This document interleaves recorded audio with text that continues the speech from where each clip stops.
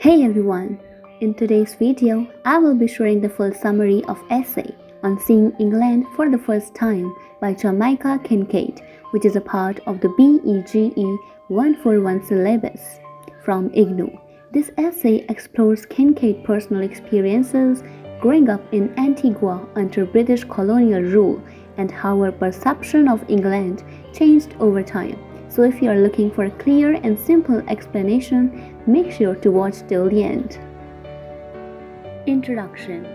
Jamaica Kincaid essay on seeing England for the first time explores her struggle with identity as a young girl in Antigua, a former British colony.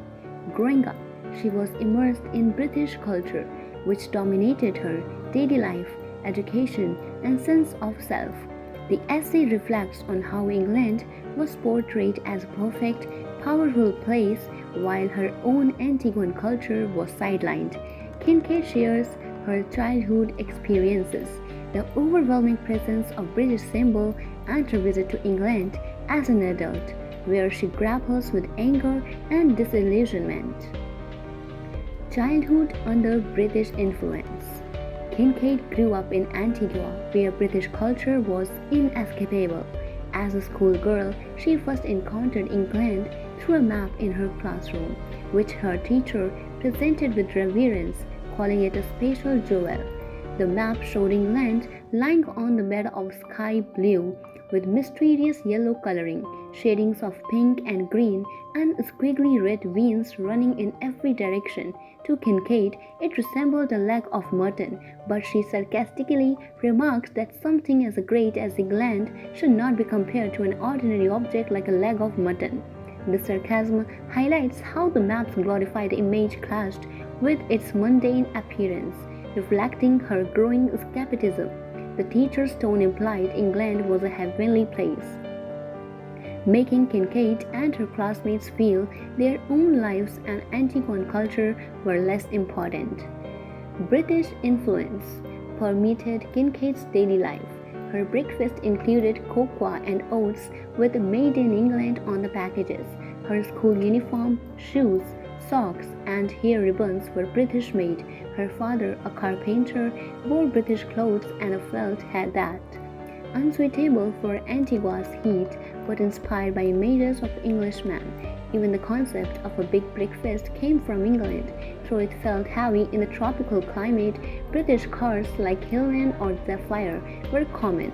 These constant reminders of England made Kincaid feel her own culture was invisible. Now let's talk about the education and culture erasure. At school, Kincaid was taught British history in detail, names of kings, their families, victories and defeats, as if it were her own history. While Antiguan stories were ignored, she learned British phrases like "morning touched the sky" or "evening approaches," which didn't match Antigua's abrupt morning and nights. British landscapes with gentle mountains and moors were praised, while walking in Antigua was seen as hard work. These lessons made Kincaid feel small and insignificant because she was not from England. The education system reinforced by this, requiring students to draw maps of England for tests, symbolizing their submission to British culture. Kincaid didn't realize then that this was a way to erase her identity and make her feel inferior.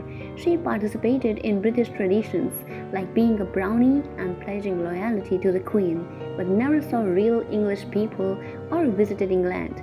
Instead, she saw distant figures like the Governor-General or princesses, who seemed unimpressive. This created a gap between the glorified idea of England and its reality. Adulthood and visiting England. As an adult, Kincaid visited England, now a mother and wife living in a powerful country. The England she saw was not the beautiful place she was taught to admire. She found it ugly, with dreary weather, bland food, and people she disliked. Her childhood admiration turned to hatred, as England symbolized the culture that oppressed her. She wanted to destroy the idea of England she had been forced to worship. Seeing the white cliffs of Dover, which she had sung about in hymns, disappointed her. They were not purely or majestic, just deep and grey. This moment crystallized her realization that the England she was taught to long for was a myth.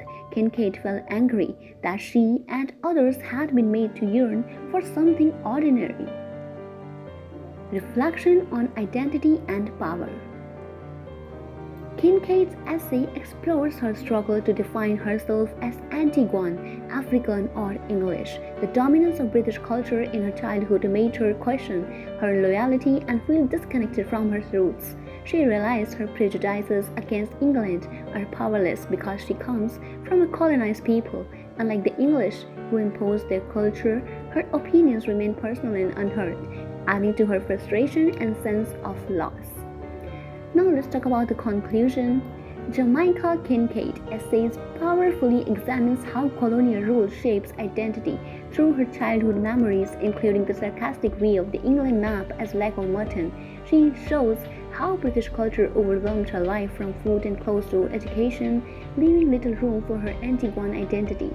Her adult visit to England reveals the gap between its myth and reality, fueling her anger. This essay highlights the lasting impact of colonialism on personal identity and the struggle to reclaim one's sense of self. Now let's talk about the answer to exam questions, sarcasm, irony, and pathos in Jamaica Kincaid's essay. We have a question. The essay on seeing in England for the first time is laced with sarcasm and irony as well as pathos. Do you agree? Give a reasoned answer. So let's talk about the first introduction, then sarcasm in mocking colonial myths, then irony in exposing contradiction, pathos in evoking sympathy, and in last we will talk about the conclusion of this question. So let's begin.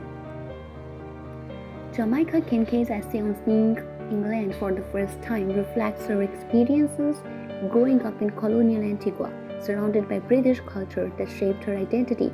I agree that the essay is filled with sarcasm, irony, and pathos. Kincaid uses sarcasm to mock the glorified image of England, irony to expose the gap between the colonial myth and reality, and pathos to evoke sympathy for loss of identity. These literary devices make her critique of colonialism powerful and emotional. This answer will analyze how Kincaid employs sarcasm, irony, and pathos to express her anger and pain. Sarcasm in mocking colonial myth. Kincaid uses sarcasm to ridicule the idea that England is perfect. Sarcasm means saying something but meaning the opposite to criticize. She calls England a special jewel that only special people got to wear, but her tone suggests it's not truly special. This mocks the way her teacher presented England as sacred, like Jerusalem. As an adult, Kincaid sarcastically says England's weather and food are like a jail sentence, and its people are ugly. These exaggerated remarks show her rejection of the England she was taught to admire. Her sarcasm highlights the absurdity of colonial propaganda, making readers see how it forced colonized people to worship a false image.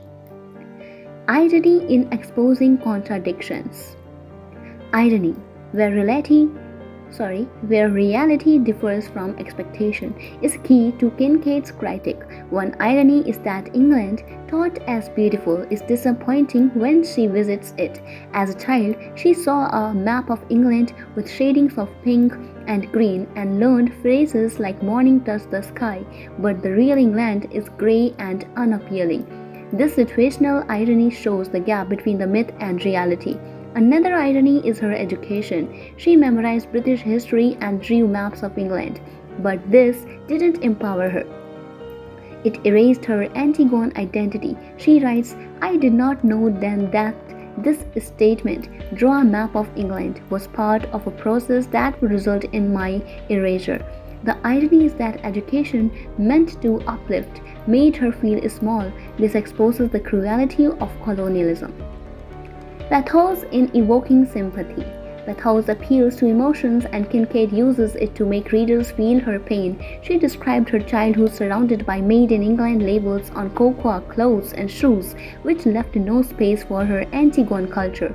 This evoked the sadness for a child losing her identity. She reflects, "I did not know then this statement was meant to make me feel awe and small whenever I heard the word England."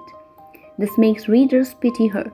As an adult, seeing the white cliffs of Dover, which she sang about, disappoints her. They are not pearly but grey. Her rage and disappointment create pathos, showing the heartbreak of shattered and childhood dreams. This emotional appeal makes her struggle relatable. Now let's talk about the conclusion. Jamaica Kincaid's essay uses sarcasm, irony, and pathos to critique colonialism and express her personal pain. Sarcasm mocks the false greatness of England. Irony reveals the contradiction of colonial myth, and pathos evokes sympathy for her lost identity. Together, these devices make the essay a powerful reflection on the damage of colonialism. Kincaid's sarcastic tone exposes colonial absurdity. Her iconic observation shows deception, and her emotional description highlights its human cost. The essay remains relevant, speaking to the lasting impact of colonialism on identity. By blending these tools, Kincaid gives voice to the colonized experience. I hope this summary helped you understand the key points of the essay on seeing England for the first time. If you found it useful, don't forget to like, share, and subscribe to my channel for more helpful videos like this. Also, feel free to comment below. If you have any questions or suggestions, I would love to hear from you. Thanks for watching, and I will see you in the next video. Har Har Mahadev.